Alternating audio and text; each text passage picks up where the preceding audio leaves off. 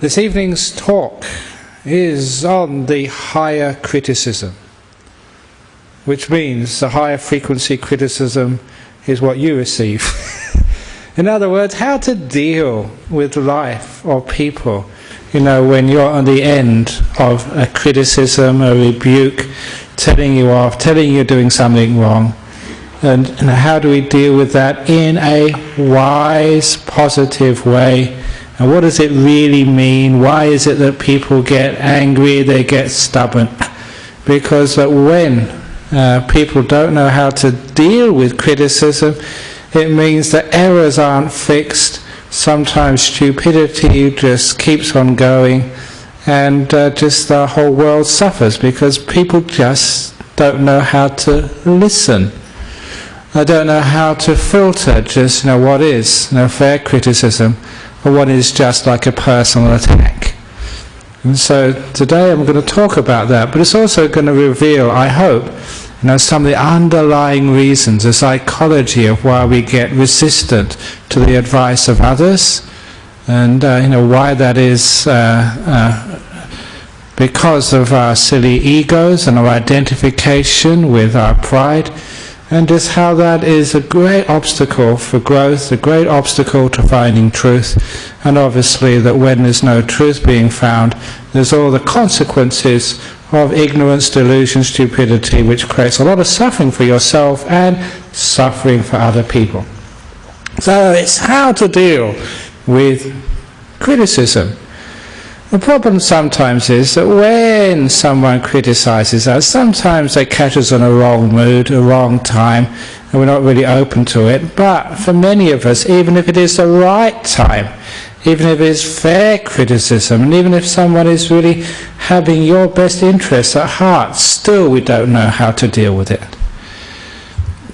And I will pause there, because sometimes when we do criticize others, or when we use this form of mutual help, it really should be like criticism coming from compassion, from really wanting the best for everybody. It's not just wanting the best for me, it's not wanting the best for them, as I keep on saying, it's wanting the best for us. And sometimes when people don't accept criticism, it means that very often that we're afraid of speaking up when we really do need to speak up. Sometimes a person is doing something which is really going to create a lot of harm for themselves or others, and we don't say so. I was reading in the newspapers about the debate about mandatory reporting of child abuse, which is what I'm meaning here about criticizing, bringing it up. And sometimes people feel, am I going to harm or hurt someone? Am I going to sort of stop people actually reporting this in confidence to their religious leaders or their social workers? It's a complicated thing, but again, one of the biggest fears is like the lack of openness to bringing up these things in the first place, because often any type of criticism is not really accepted quite fairly enough. And there's also the criticism which we have for religions, because sometimes if we criticize a religion, we think, oh my goodness, we're going to offend somebody. And we all know what happened with those cartoons against the Islamic religion. And I've often actually said, and even in public, that of all people in this world, I think it should be religious leaders should be the hardest to offend, should be the most open to sort of criticism, and even sort of negative criticism, because religious leaders, we hope, are devoted to finding out the truth, that that's their main aim in life, and that the only way that we can actually trust that we're on the path to finding like a truth is actually to be open to criticism, be open to being challenged, because that's the only really way you can actually make sure that you're on the right path, because it's so easy to delude oneself.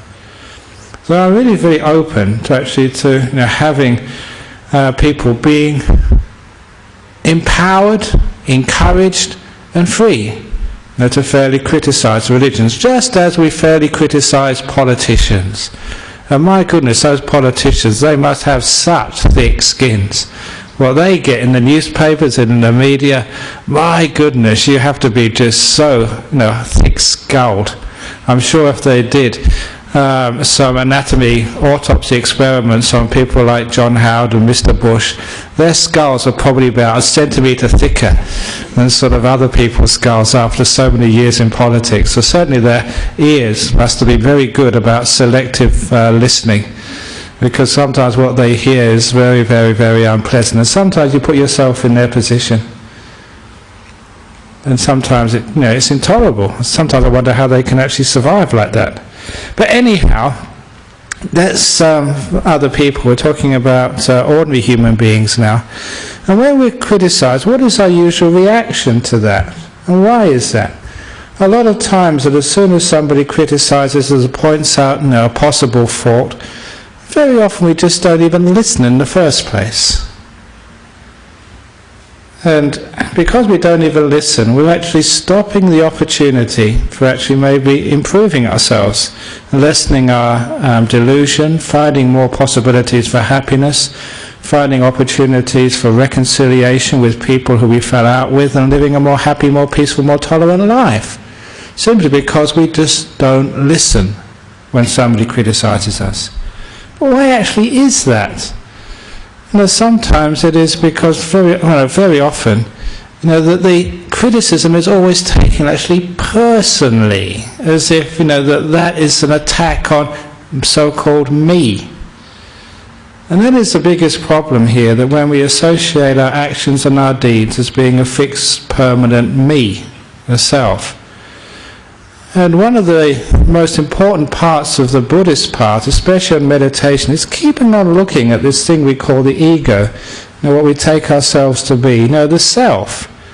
And the more we actually investigate this and we weaken it, we have like a much more softer sense of self, instead of this brittle self, which even the slightest little bit of criticism, creates this amazing reaction, which is out of all proportion, to the situation.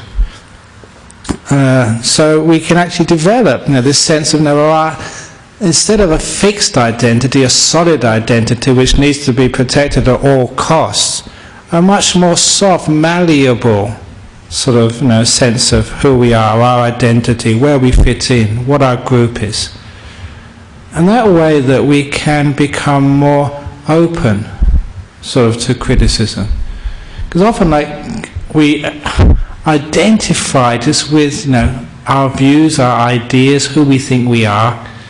That's very often what makes us. I am a Buddhist. I am a Christian. I am a liberal. I am a right-wing Nazi, or whatever else you think you are. Sometimes that when we make those sort of assumptions, and those assumptions are very, very deep, the sense of self, the sense of who we are, a lot of times is that we're unwilling to change. And it's that unwillingness to change, that unwillingness to accept that our sense of self will always be sort of evolving, changing, never fixed. And it's good to be changing. It's good never to be fixed. You feel much more free that way. But there's one story which is an old story from the Buddhist texts, which very rarely do I mention here.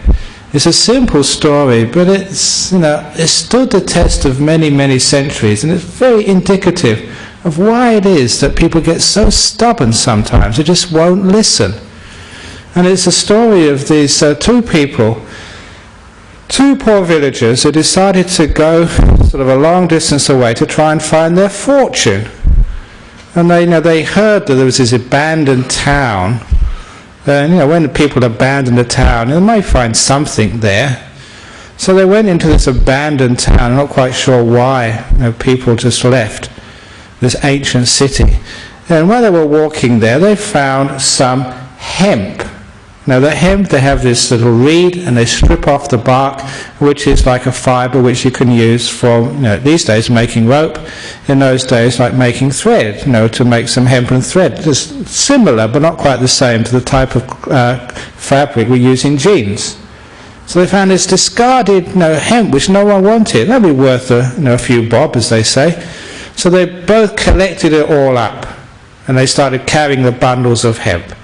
And then after a short while, someone found some hempen thread. And obviously the thread, and that's what you want hemp for, is actually to make it into thread. So one of the guys said, I can throw my hemp away now and take the thread instead. But his friend said, no, I've already sort of made this into a parcel. Yeah, this will do me. And so one changed for a better commodity while the other one kept the old one. And after a short while, then they found some hempen cloth. The guy who changed, first of all, would change again. The other guy said, no, my old bunch of hemp is good enough. And then they found some flax, which is used to make linen. The guy who had the hempen cloth said, no, I don't need this, I'll take the flax, it's much more valuable. The guy who still had the bundle of hemp said, no, this is good enough for me. And they had this whole series where one fellow would change from hemp to hempen thread, to hempen cloth, to flax, to linen thread, to linen, and then they found some silver, and then they found some gold. And because one guy just would not change, one guy arrived home with just a bundle of hemp, where his friend arrived home with a bundle of gold. And they said the guy who came back with a bundle of gold was very well received by his family and friends. But the guy who came back with a bundle of hemp, he did not give satisfaction or pleasure to anybody. Now that was like an old simile which the Buddha gave, and it was specifically aimed at why we never want to change our views and ideas. Why is it that when we have some sort of idea and a view, why is it we're so resistant to changing it when there's something better comes along? It's fascinating. The reason is because once you own something, and that's the hemp I've found, it almost like becomes you. And that's me, and it's like some of me is dying and I have to get another self, another identity. And for a lot of people, you can maybe do that when you're young, but when you're old, no, sort of, this Buddhism is good enough to me. This Christianity is good enough to me. This whatever else it is good enough for me. Why are we so resistant to change? And you can see what happens sometimes. There are very better products, better ideas. Now, because that was a simile right in the earliest parts of Buddhism, you can see what real Buddhism is all about. If you have any idea of view or any insights, it always is intrinsically open to change. If you find a better one, the Buddha says, go for it. And don't just hold on to something you believe before when you find evidence to the contrary. That's why I've often said, just as almost like a motto, the two types of religion found in the world, the one which bends the faith to fit the facts, and that's what real Buddhism is. You can always bend your views to fit the new facts of life. And the other one bends the facts to fit the faith. In other words, this is what I believe. I don't care what you actually see out there, what is actually said. This is what I believe. That's it. And it's fascinating actually to see just how when people get an idea, they will not change. There was a very famous experiment on psychology which was done at Harvard University quite a few years ago now. And I often quote this because, again, Buddhism is understanding just why we're resistant to change, why we reject, positive criticism, why we get upset, and why we get so stuck in our own ways when it really hurts us. And it was a psychology of actually holding on to views. What they did in this little experiment, they had the group of volunteers, and they were in like a movie theatre, like a darkened room, and they had little pads in front of them with pencils, and the psychologist flashed a picture on the screen, and they had to write down what they thought it was. The point was the exposure time of the image was so quick that it was just a flash, and no one could figure out what it was supposed to be. So they increased the exposure time incrementally, and each time, if they thought they understood what it was, they wrote down what they thought it was. Now, one of those images was, it was the steps on a well-known building in their faculty building around the campus of Harvard University. All those volunteers, all students, would recognize that if they had a long enough exposure. But because they had short exposures, one of the students, they saw an image there and they sort of guessed, that's a ship on the ocean. And then they increased the time of exposure. Yeah, it definitely is a ship. Yeah, I can see it now. And the point was, there came a time, a length of exposure of this image on the screen, when any normal person, when they saw that, would recognize that as the stairs going up to a faculty building on the campus. But this student, because they had the idea, their mind had already decided, it's a ship. It took them a long time. The exposure had to be very, very long before they could see their mistake. The purpose of the experiment was to show how much, like our views, when we form an opinion, that blocks us from seeing something new, even when it's really, really obvious to us. And interestingly, in this research, the image which took them the longest time to actually see clearly was the image of two dogs copulating. And the reason it took them the longest time, because it was a disgusting image from most people in the United States. It was not the sort of thing they thought they should see. And so because of their negativity to the image, it took them a long time to actually to see what it truly was. However, if anyone here, I forget what the time exposures were, but say it was put up there for a second, then anyone here would see straight away that that was two dogs copulating. But for these, because they started off very early and they guessed what it was and their guess was wrong, it took them maybe about 2 or 3 seconds before they could realize their mistakes. It was very fascinating and revealing just how our ideas and views actually block us from seeing what's really there. And this is the problem, with dogmatism, the problems of fundamentalism, the problems of just stubbornness and arrogance, which we meet very, very often in our world. Why can't people see? And when you actually ask that question, the next question should be, why can't I see? We have to internalize this. One of the great things of life and discovering truth is to realize this. Now as you look at others, other people look at you. If other people are stubborn, the chances are you're the same. Don't think you're different than other people you meet in life. Sometimes we always think we're special. Yeah, other people are stubborn, but not me. I'm reasonable.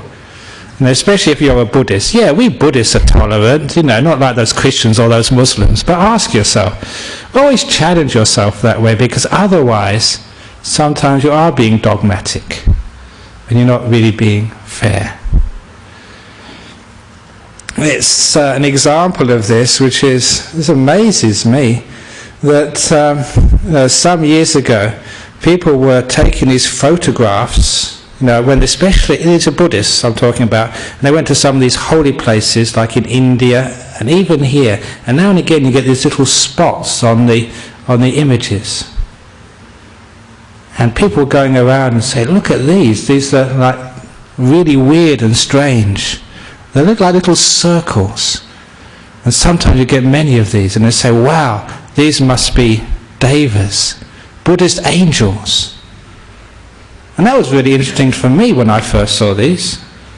But now, if you ever look on the internet under ORBS, orbs, you found there's all sites that these actually occur all over the world, in places where Buddhist devas would never go. No self-respecting deva will be seen in a pub on a Saturday night. But some of these orbs appear there. It was fascinating when you first got this evidence, that there actually you see that, in places like, UK, they think these are evidences of ghosts. And all these paranormal sites say, there at last we got photographs of real ghosts. In the United States, many people take them to be UFOs, aliens. And when you start seeing this, you think, hang on, what's going on here? Unfortunately, the people have done the experiments. This one guy did an experiment. He took the camera before and then he just banged the floor and took the photograph afterwards. And he got all these lights now in his photograph. They're dust particles. And even Fujifilm on their website. So they say that's all they are. They're just dust particles, nothing else. And even the streaks of light. This guy was doing his experiments. Sometimes he photographs with streaks of light and think, this must be something magic. They found it was like hairs, sometimes like spider webs, which were floating down. In many places there. And he actually just got these little hairs and took photographs of them, identical to sometimes what you see in his photographs. So it's very, very clear that these things are natural phenomena.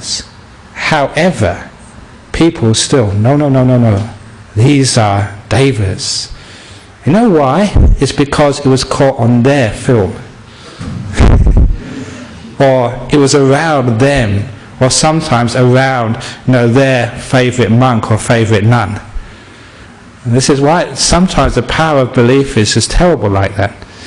There's my teacher, Ajahn Chah, the great Ajahn Chah, there's sometimes that people just wanted some sort of magic from the teacher so much because they were disciples of Ajahn Chah. And sometimes if they were disciples of one of the other monks, the other monks, did you see them? They were actually levitating. There's a story of one of these monks, Ajahn Brahm, that he became famous because the jet fighter pilot in the Thai Air Force saw him at 30,000 feet sitting on a cloud. Now, if that happens to their disciple, you think, Ajahn Chah, what has he done? I wish he could be seen up there because I'm his disciple. It gives me sort of more credibility. So actually what happened with Ajahn Chah on this one, and this is a very typical example, that one day that it was the day he was giving a talk on the Sri Lanka Poya days, Taiwan prayer, the Sabbath days, early times of his monastery. It was during the range retreat, the Wasa, when the monsoon was coming down, and a devoted disciple was driving in their car to listen to the talk. And as they got into the monastery, because of the heavy rain, because it was a dirt road, they got bogged in the mud. Not knowing what to do next, through the rain, through the window of their car, in the pouring rain, they saw this monk come out from the forest. And they looked at him. It was Ajahn Chah. And Ajahn Chah himself pushed their car out of the mud. Now that's a humble monk who doesn't mind getting wet, who can actually help other people. Doesn't matter if you're a big monk or a big abbot, and you can push the car and get mud and wet and soaked. And that's what a real monk is. They were very, very impressed by the real compassion of a monk. So they didn't need to get wet. But then it was only about a couple of 100 meters to the hall where they were going to give the talk. And there they saw Ajahn Chah sitting there, completely dry, not a speck of mud on him. And they thought, wow, Ajahn Chah has left his body, or made a double body like in the Matrix, and actually pushed our car out of compassion. Not only is it compassion, this guy's got psychic powers. We've seen it. Hooray! And that story went around, it still goes around to this day, even though the one who pushed the car is Ajahn Paitun. He actually came here a few years ago. Ajahn Chah's cousin, who looks alike. He was a novice at the time. He said, no, it wasn't Ajahn, it was me. But no matter how many times he says that, people still will not believe. They say, no, it was Ajahn Chah's psychic power, because they wanted to believe so much. Now this is the problem with criticism. Doesn't matter how many times people criticize us.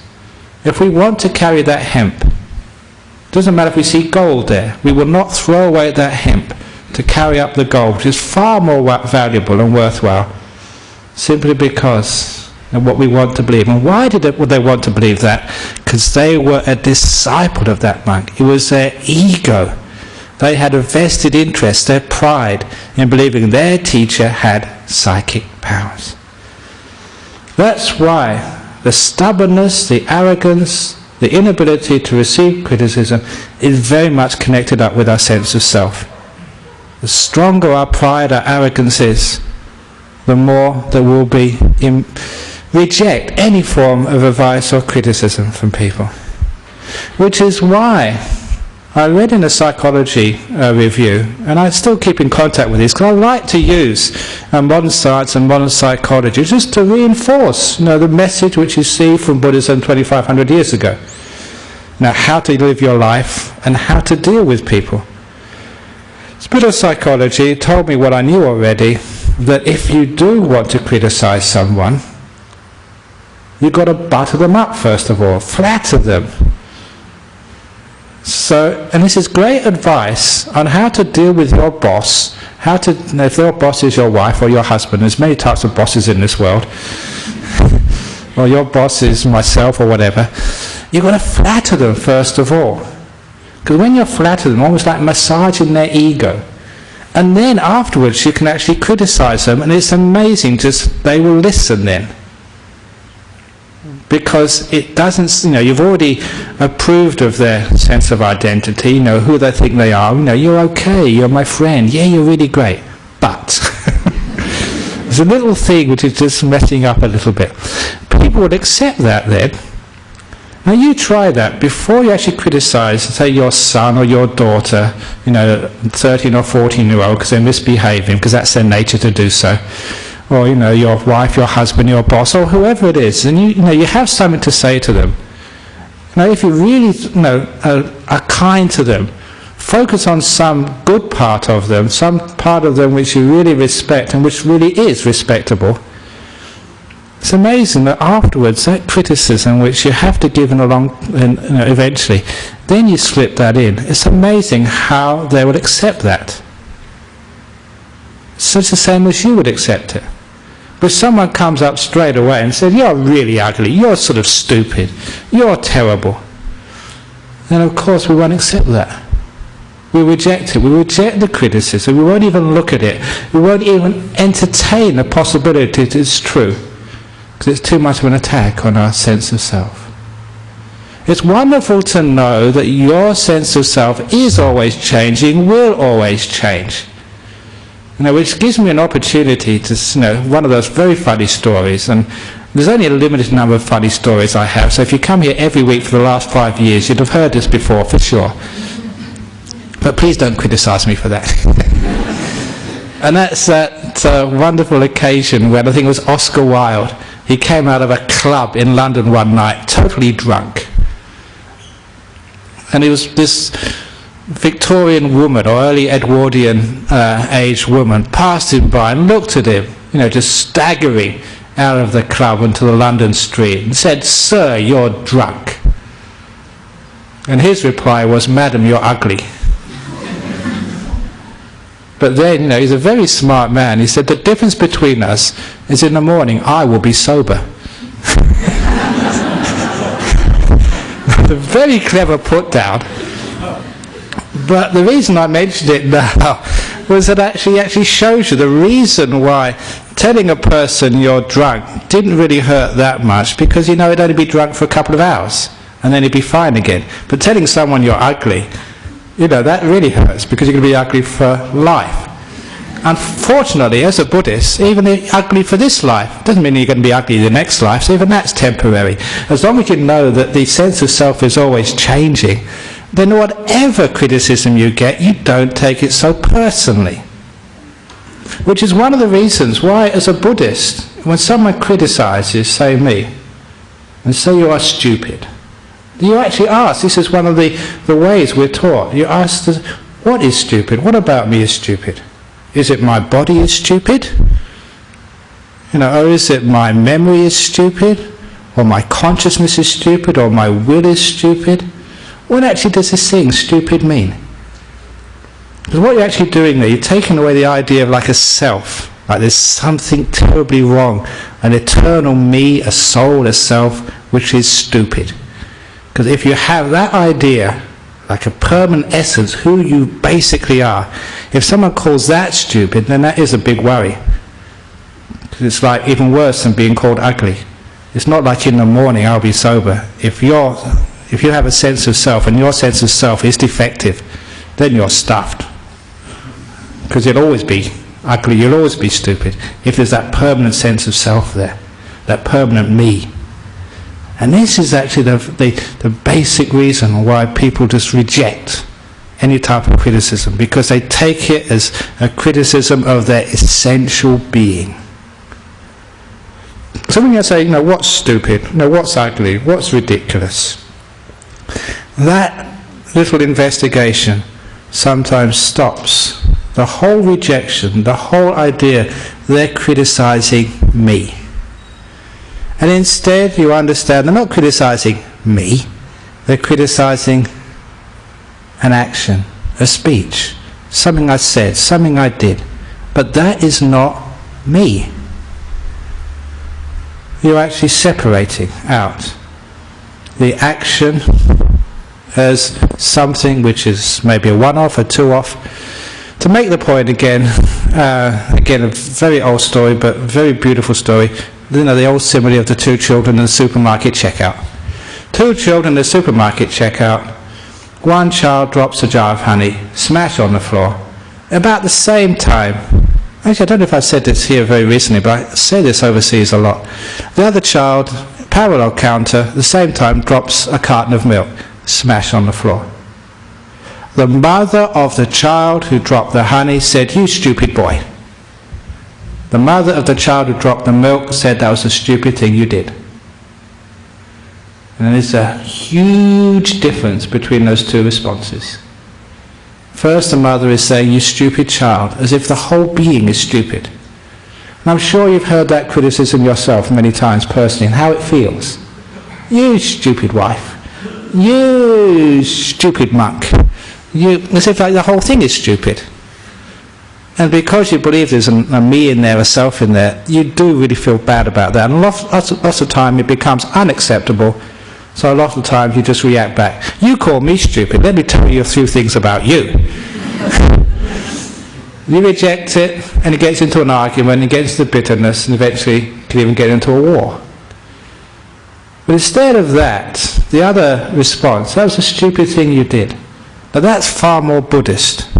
Because that's focusing on the act. And that's true, yeah, I did a stupid thing, but it doesn't mean I am stupid. So when you take away the sense of self from the criticism, it's not a permanent fault in me which will be there forever. It's just like Oscar Wilde being drunk or be sober in the morning. He's not permanently drunk, although sometimes some people in Australia seem to be that way, I'm not sure, but let's not get into that this evening. But certainly you can understand if you do make a mistake, that's not always going to be you. That's just the action, that's just a mistake, that's the error. So it does not matter so much. It's not a personal attack on your essential identity. It doesn't really matter. You are not defective. As long as you realize you're not defective, and it's just an action which somebody done, which you've done, which may have been right, may have been wrong, then you can actually listen to it. And to get to that point, that's why saying some positive things about that person before you criticize them just makes it quite plain you're not criticizing their essential identity. It's just one part of them, one little act which may have been mistaken. If they do that to someone else, or they do that to you, then you can actually accept it. By accepting it doesn't mean you just believe in it. It's at this point where, I always bring up Ajahn Brahm's famous saying, if someone calls you a dog, which is a personal criticism, you should always look on your bottom to see if you have a tail. And if you haven't got a tail, you're not a dog, end of problem. But if you have got a tail, then you say, "Oh, thank you, sir, you're right, I never noticed that, I am a dog, woof woof." whatever it is. But I understood from when Ajahn Chah taught me that, it didn't mean that, just if people call you a dog. If people say, it's a stupid thing you did, you actually look, have I done something stupid? As long as it's not a personal criticism of your essential idea of self, like a permanent statement, you're defective, and just focusing on the action, you remember it's just focusing on one or two actions or wrong speech or whatever, then you can accept it, then you can examine it, and if you have got a tail, criticism, you say thank you. Thank you for pointing that out. I never realised that before. Thank you so much. However, you look at it and I'm sorry you made a mistake. And a lot of times the criticism which you receive are mistaken. Because a lot of times people just misunderstand your motives or what you did or your constraints which you had. I know there was like an abbot. He was a spiritual dictator, director of the Buddhist Society of WA. There's actually President Don, he's coined that word spiritual dictator many years ago, and I've liked that word. But you're not a dictator, but sometimes you're constrained with the choices which you can make. It's not easy actually to please everybody, and so you will upset somebody, and that's life. But when you actually you get judged, some people say, it's so unfair, I'm trying my best, I can't do more than that. Which is actually why the wisdom comes up to and say, it's okay for people to criticize you and to criticize you unfairly. Because that's just the nature of life, to be criticized unfairly. Happens to me, happens to you, happens to everybody in this world. And because it happens to everybody in this world, it's part of the course, it's not something gone wrong, so you don't make a big deal about it. So if somebody says you're stupid, you're an idiot, you did a terrible thing, or then why do you do that, that's really bad, that's really wrong.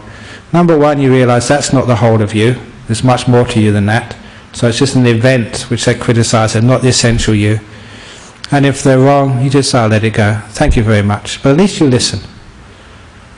And a lot of times that people do listen, just the same way people criticise you and you reject it. You can't reject it that easily. Sometimes you think about it, were they right? What they said, was that really true? Is there a problem there? If someone says, you're a dog, I look at my bottom, I don't find a tail there, but I look a couple of times later on just to make sure. People actually do listen. And that's a very important point with the way one sort of criticises positively your children. Because so many parents come up and said, my teenage son doesn't listen. He does listen. He just does not admit that he's listening, especially to his parents, because that's just not a cool thing to do, to admit you're listening. But they do, and they think about it. But the point is with a parent, don't keep pushing the point. Just say it, understand they're listening, and then see what happens afterwards. If it is a good idea, they've got to figure it out themselves, and they will follow that. So this is actually how we understand that criticism actually works. But with it's us, we have to listen to it. And if it is really a better idea, they point out our fault, my goodness, that person is helping us become a better person. No matter what their motive was, if it's really going to help us become wiser, kinder, more efficient in our job, a better parent, a better worker, a better monk, thank you, thank you, thank you. The standard which I always like to take, again from the early time of Buddhism, was the Buddha's right-hand monk was a monk called Sariputta. And one day he was going on alms round in the morning, and this little snotty novice, maybe 10 or 11 years of age, came up to him and said, "You're badly dressed." Now remember, this is like in the sort of the respect of Buddhism, even these days, that was like a very high monk. And this was like the lowest of the monks in the line. Now it's like, you're the CEO of a company, and this is, the person who cleans the toilets. Saying there's something wrong with you. Now what would you do? Most people get so egocentric. Who are you to tell me? But for this Sariputta, he just looked and said, yeah, you're right. And he went behind the bush, adjusted his robes, came out afterwards, and from that time onwards, he called that little novice teacher. Which, even in our rules of vineyard, we're not supposed to do that. We have this sort of rules of hierarchy. Whoever's the senior, you've got to pay respect to them. But this was a great example. It doesn't matter who you're taught by, who points out your faults. A person who really respects, truth, growth, nurturing, would always say thank you to someone who pointed out a fault in you. And this is actually where the arrogance disappears and the humility comes up, so that we accept that criticism. We look at it, if it makes sense, we accept it, and we say thank you for pointing that out to me. What a wonderful world that would be. Say if in your family the wife pointed out a fault in you and you didn't see it, and say, oh, thank you so much, I never knew that. The husband was open to such positive criticism as well. Imagine what a world would be like if Mr. Bush had heard that criticism and said, oh yeah, I never saw that, thank you very much. I still dream, I live in fantasies, but nevertheless, you can understand where we're getting at. That way we're working for a better world. We actually listen to each other and we grow. And one of the biggest problems of our current world is people just don't listen. They go behind their dogma, which is their ego. And some people, they don't take an ego just themselves. You're not telling me that it's my group. The group egos. I'm the Muslim, I'm the Buddhist, no, I'm the Christian, this is my church and you can't knock our church. Now, I'm an Eagles supporter. And so you don't tell me the Eagles aren't going to win the grand final this year. Whatever it is, people identify with these groups and they make a sense of self with these groups and they just don't listen. So the point of this talk is that when we understand more truth, especially not to ally our sense of self and ego, with these views we have and with these actions which come from our views, we're more open to change. When we're more open to change, we're open to growth. When we're open to growth, we're open to happiness. We can have a happy world, but we have to let go of our sense of, this permanent sense of self, which is so often rooted in the past and is not open to involvement and growth. There's how many dogmatic religions are rooted in the past? How many dogmatic ideas in politics are just rooted in the past, well past their use-by date, but people just will not let them go for something better. And how many of your ideas are rooted in the past? You just will not let them go for something which is better. And why is that? Because that past, they're your roots, who you think you are, where you come from, that's what you identify with. Maybe one of the reasons why Australia is a reasonably tolerant country is because we've all come from other places. And sometimes we are rootless when we migrate to Perth. And maybe because we haven't got that roots in the homeland where our ancestors grew up. Maybe that gives us an opportunity to be more open to letting go of the past. More open to sort of change, to growth. Maybe that might be a good case. That maybe you can only live in a country for about 5 years and you've got to migrate to somewhere else. That's actually what we do in my monastery at Serpentine. The monks can't spend more than 2 years in one hut. They have to move somewhere else, to another hut. It's in that movement, there's no rooting down. When there's no rooting down, it's just making quite sure that this idea of impermanence and change is important to recognize, to accept, and even to celebrate change. However, most people, they celebrate stability. They celebrate things always being the same. I remember when I first read the Tolkien's book, it was actually The Hobbit before Lord of the Rings. I don't know if any of you remember that story. I think it was Bilbo Baggins was having his 11th birthday. Not 111, they called it 11th birthday. And they were having this big party for him. And I think the wizard, what was his name? Gandalf, came to actually with his fireworks and stuff. This was in the book. And I remember that I think Gandalf, at the end of the party, he gave a speech and he slipped on that ring and became invisible. And people really found that objectionable. The reason was because these hobbit parties always followed the same form, year after year after year after year. They gave the same speeches, and now he did something different. And they hated difference. It's amazing how many societies actually hate change. How they like, this is our old traditions, this way it's always been done, it has to be done this way forever. Like many people here, they always, as I said it before, come in here, they've been coming here for years, they always sit in the same seats, the same side. And I recognise some people always sit that side, some people always sit that side. Some people sit at the back, some people sit over here, this is my chair. Why do you do things like that? And don't look at me, I have to sit in this chair. I've got no choice. But last week, I was in that chair. So I do change now and again.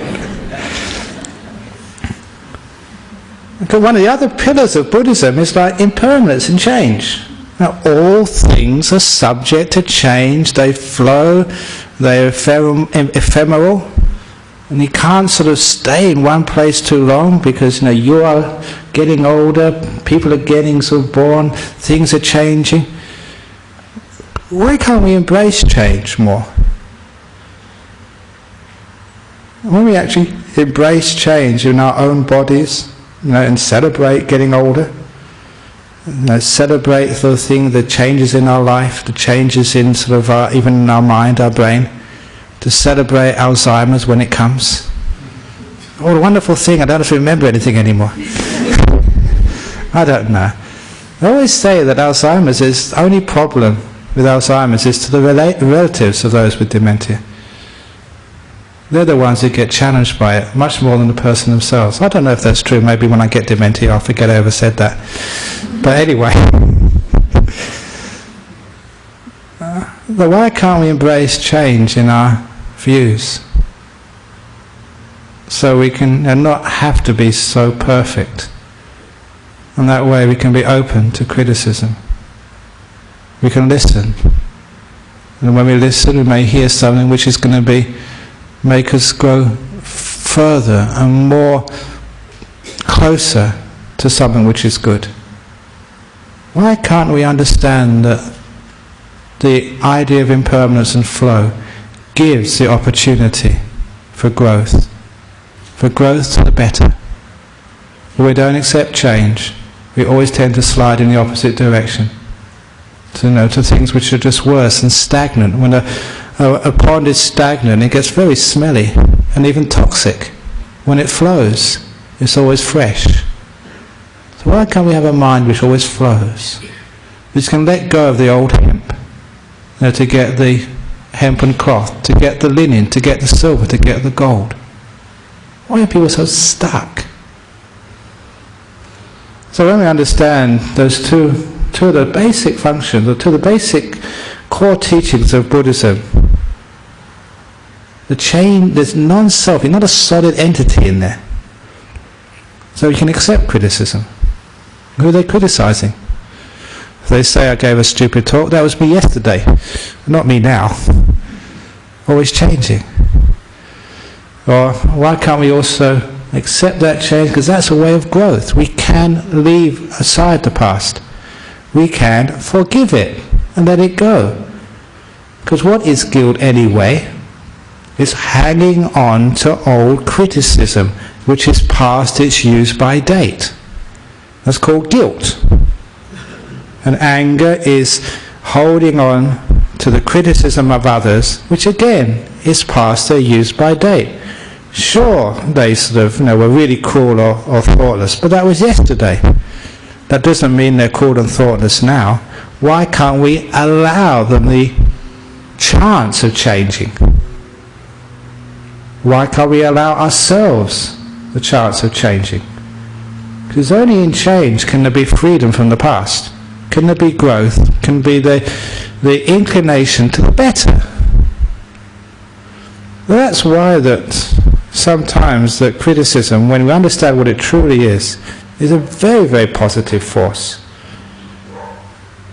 We should listen to it, see if it really fits, if they've got it right, what we can learn from it, embrace it, and grow from it.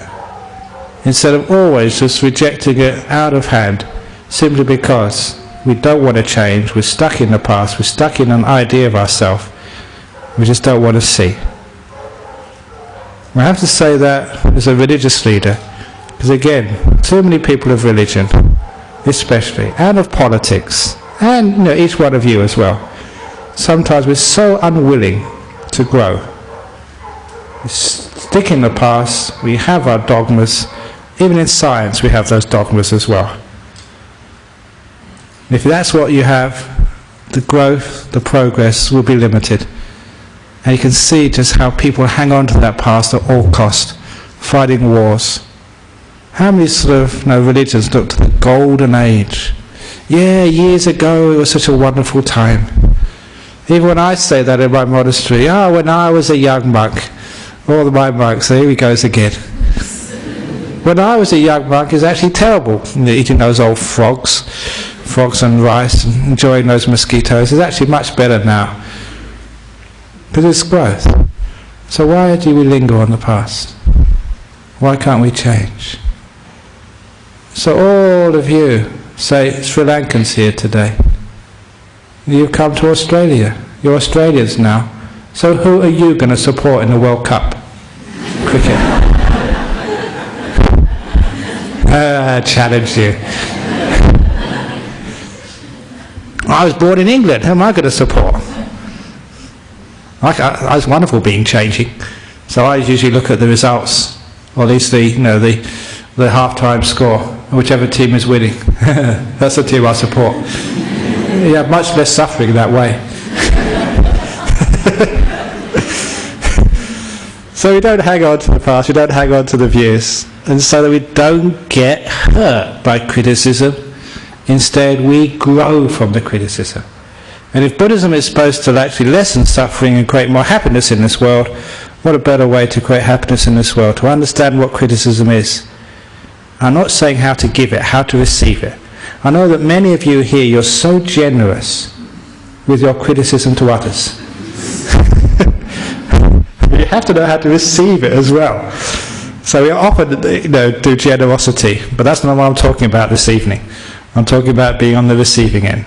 So when people criticize you, this is actually how you accept it. Just to sum up, it's not criticizing you.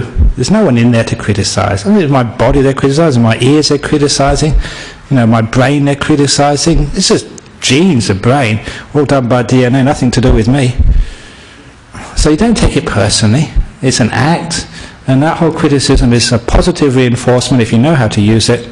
Even if it sounds negative, you turn it into positive reinforcement by listening, checking out if you have got a tail, if you deserve that, then listen even more. If you don't deserve it, just let it go. They made a mistake. People make mistakes, fair enough. Or the last thing about criticism is when someone really is criticizing you, and it really is over the top, which is very often, and they're really getting angry at you, and they're shouting at you. One of the wonderful strategies is actually, this is not how you deal with criticism, it's helping other people out of compassion. When they finish scolding you, don't take your opportunity to defend yourself straight away. Pause for about 30 seconds. When they're finishing shouting at you, scolding you, berating you, just be silent for a short period of time. Give them the opportunity to hear what they've just said. Because when they finished and then you start, they lose that opportunity. But if they've scolded you and then you're quiet for a little while, they're not listening to you, they'll be remembering, reflecting on what they've just said. And very often they realise what a stupid thing it was they've just said. Or just how unkind, ignoble it was to use such strong language. And give them the opportunity to reflect by pausing. Give them that 30 seconds of silence. It's a very beautiful way of allowing them the space to learn. Not trying to teach them. Because again, many teachers even now say that teaching is just facilitating the person's innate learning ability. And now, by giving them the space, they listen, they reflect, and they learn something. The same when you're criticized. If you want to get angry, just wait and listen to that criticism. Let it soak in first of all, rather than reacting. Who are you to say that to me? And that way, criticism becomes positive. And there's not so much anger between peoples. There's more growth, more learning. And there's also just more openness amongst every human being, every man and wife, and most importantly, what I'm really concerned about, every religion as well. So we're open, rather than having these big iron walls, not allowing anybody or any other idea into us. So the higher criticism, the topic of the talk today. Thank you.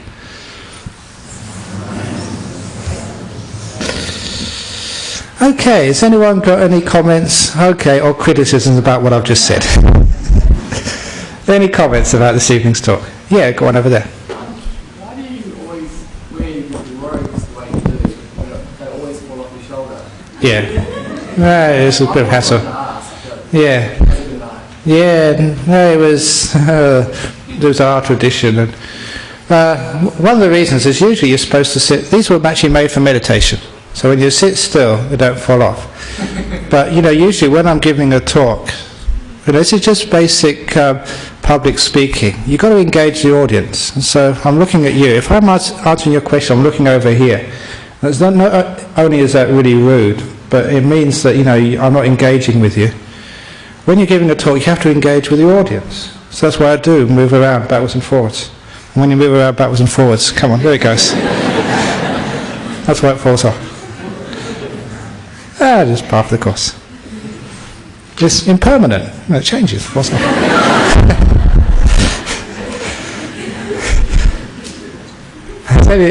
Does that really answer your question? Okay, I suppose. Okay. No, I guess I just wonder why roll it up the way you do. Yeah, if ever you look at ancient paintings of either the Greeks or the Romans about 2,000 years ago, this is actually how they would wear their togas or their cloths. It's a very early form, a very simple form of wearing a covering. It's just a square piece of cloth, just roll off and just throw over your shoulder. So it's really simple. And any evening this is a bedsheet. So you don't have to have so many things. It's great when you have things for dual purposes.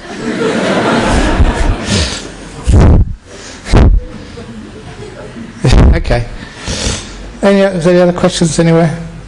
Okay, going on, because last week we went on a bit long. So yeah, we finish off now. So thank you for listening, and I hope it helped you in your life today, and also give you another bit of understanding about Buddhism, basic Buddhism, impermanence and non-self, and how that helps with having a happier life, growing more towards freedom, happiness and truth. So Don, our president this year, would you like to give any announcements for this evening?